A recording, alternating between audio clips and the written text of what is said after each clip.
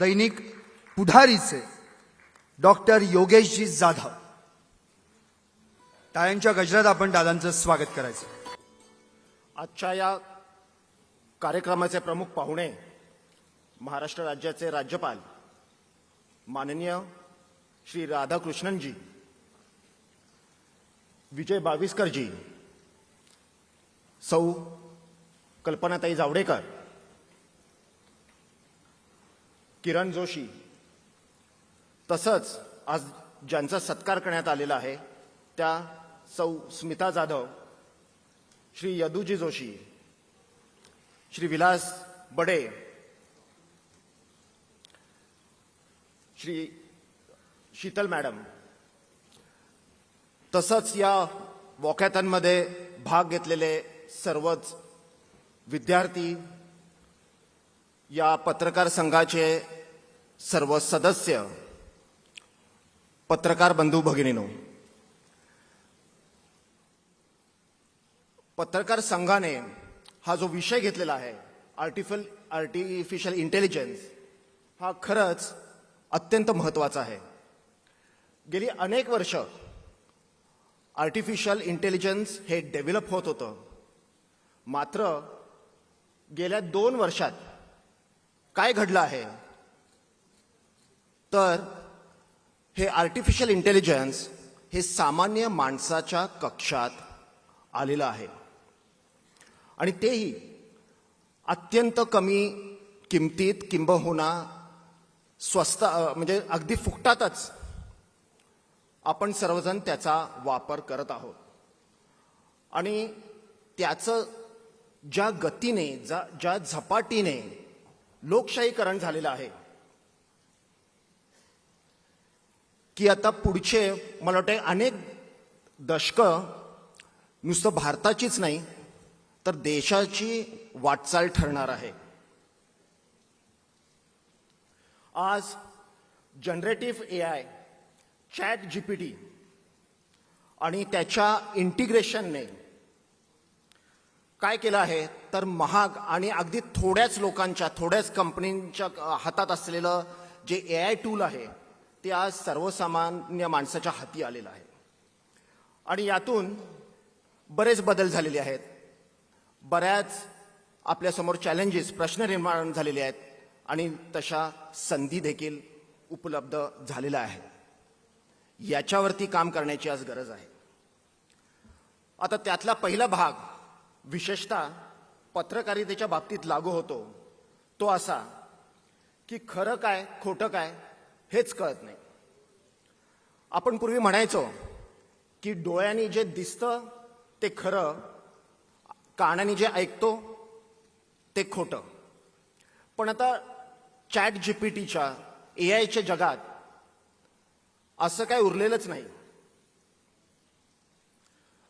कारण मॉर्फ केलेले व्हिडिओज असतील, जनरेटिव्ह व्हिडिओज असतील, मिक्स ऑडिओ, जुन्या गायकांच्या तोंडात नवे ऑडिओज, इतकं हुबहूब असतं की आपण खरं कोणतं आणि खोटं कुठलं यातला फरक देखील सांगू शकत नाही।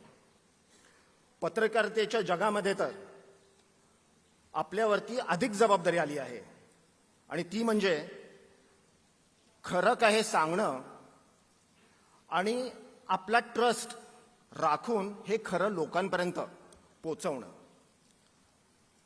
एका बाजूला फास्ट न्यूजची जबाबदारी तर आहेच आणि दुसऱ्या बाजूला विश्वासार्हता, या दोन्हीचा समतोल पाळून आपल्याला काम करावं लागणार आहे।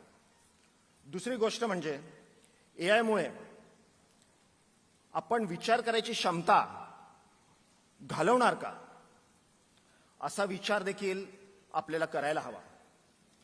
आज निबंध लिहिण्यापासून अगदी छोटीशी स्टोरी असेल, त्याला अगदी टायटल द्यायचं जरी म्हटलं तरी आपण हे सर्व चॅट जीपीटीला आउटसोर्स केलेलं आहे आणि चॅट जीपीटी जो विचार करेल तोच एखादा आपलं प्रमाण म्हणून आपण मानू लागलो आहोत। अशा वेळेला विचार करणं, एखाद्या गोष्टीबद्दल ॲनालिसिस करणं, ही जी आपली मानव म्हणून जी क्षमता आहे ही आपण हळूहळू विसरणार का याची भीती आहे। न्यूज अँकर एआयचे बनतील, न्यूज लिहिणारे देखील एआयचे बनतील. पण एआयची विचार करण्याची क्षमता ही मानवाच्या बरोबरीची होईल का? तर आज तरी याचं उत्तर नाही असंच आहे. तिसरी गोष्ट म्हणजे एआय हा त्याला दिलेल्या इनपुटवरचा डेटा प्रोसेस करून आपल्याला काहीतरी आउटपुट देतो. मग एआय मध्ये बायस तयार होण्याची शक्यता आहे. मग ते जातीय विषयक असतील, धार्मिक असतील किंवा राजकीय देखील असतील. आणि या बायसनेसवरती आपल्याला नियंत्रण कसं आणता येईल याच्यावरती पण आपल्याला विचार करायला हवा.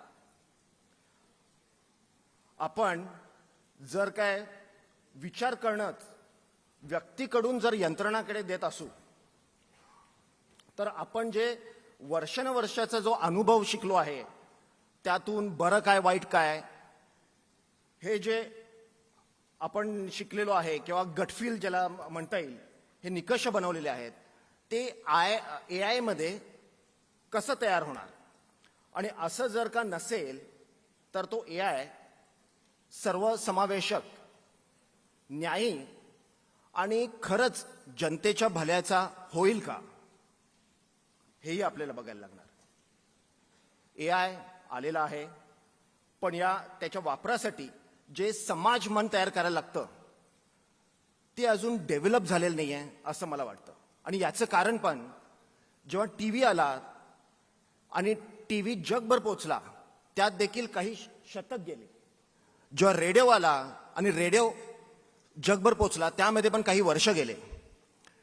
पण कारण आणि त्यावेळेला टाइम मिळाला की बाबा हे माध्यम कसं वापरायचं याबद्दल एक समाज मन निर्माण झालं. पण एआयचा पहिला वापर करता आणि मला वाटतं 1 कोटीचा वापर करता यात काही तासाचंच अंतर आहे. त्यामुळे या सगळ्यांबद्दल आपलं समाज मन तयार करणं ही आपली जबाबदारी आहे. आणि मला वाटतंय मीडियाची खास करून ही जबाबदारी आहे. आणि आज जसं वॉकॅथॉन आहे तसं आपल्याला डिबेट्स, याच्यावरती वर्कशॉप्स, सेमिनार्स हे घेण्याची आज गरज आहे. याशिवाय एआयमुळे कुणाच्या नोकऱ्या टिकणार, कोणाच्या जाणार, कुणाला रिस्किलिंग करायला लागणार या गोष्टी पण बघायला हव्या. कारण आपल्याला सर्वांना माहिती आहे की भारताचा असलेला हा डेमोग्राफिक डिव्हिडंड म्हणजे 2030 सालापर्यंत भारत हा जगातील सर्वात युवा लोकसंख्या असलेला देश बनणार आहे. आणि हे जे डेमोग्राफिक डिव्हिडंड आहे ही डेमोग्राफिक लायबिलिटी बनायला नको याची आपल्याला काळजी घेतली पाहिजे. आज एआय टूल म्हणून तर आपल्या प्रत्येकाच्या आयुष्यात आलेलंच आहे. पण त्याचा वापर करून आपण स्वर्ग कसा घडवतो हे मात्र आपल्या हातात आहे. त्यासाठी आपण सर्वांनी प्रचंड वेगाने प्रयत्न करायची आज गरज आहे.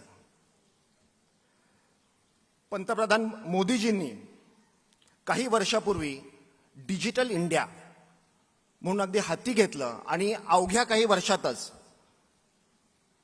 अख्खा भारत देश हा डिजिटल झाला, डिजिटायझेशन झालं. आज तुम्हाला माहिती आहे की अगदी तुमच्या घरच्या जवळचा भाजीवाला देखील भाजीचे पैसे पण UPI किंवा फोन पे अशाने स्वीकारतो. सॉफ्टवेअर असो, ह्युमन रिसोर्स असो, हे सगळं भारताच्या ह्या सॉफ्ट पॉवर्स आहेत. आणि उद्या एआय मध्ये देखील आपण जर असं एआय आत्मसात करू शकलो, सगळ्या स्तरांवरती आत्मसात करू शकलो, तर नुसतं भारत हा सॉफ्ट पॉवर म्हणून राहणार नाही, तर एआय ही भारताला सुपर पॉवर बनवेल यात काही शंका नाही.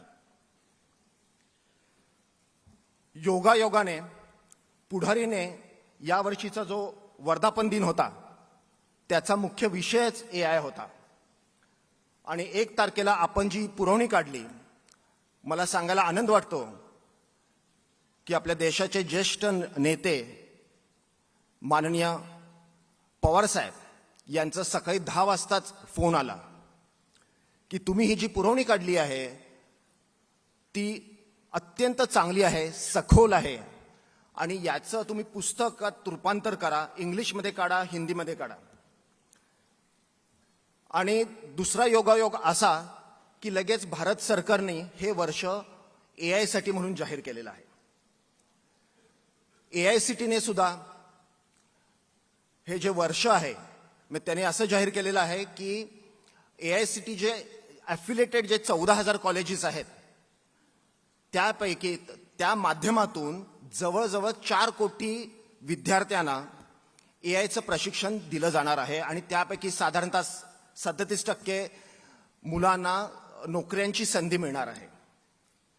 मी पत्रकार संघाचे अभिनंदन करतो की हा अत्यंत महत्त्वाचा विषय त्यांनी हाताळलेला आहे आणि मला अशा या कार्यक्रमाला बोलवल्याबद्दल त्यांचे आभार मानतो आणि त्यांना शुभेच्छा देखील देतो. धन्यवाद.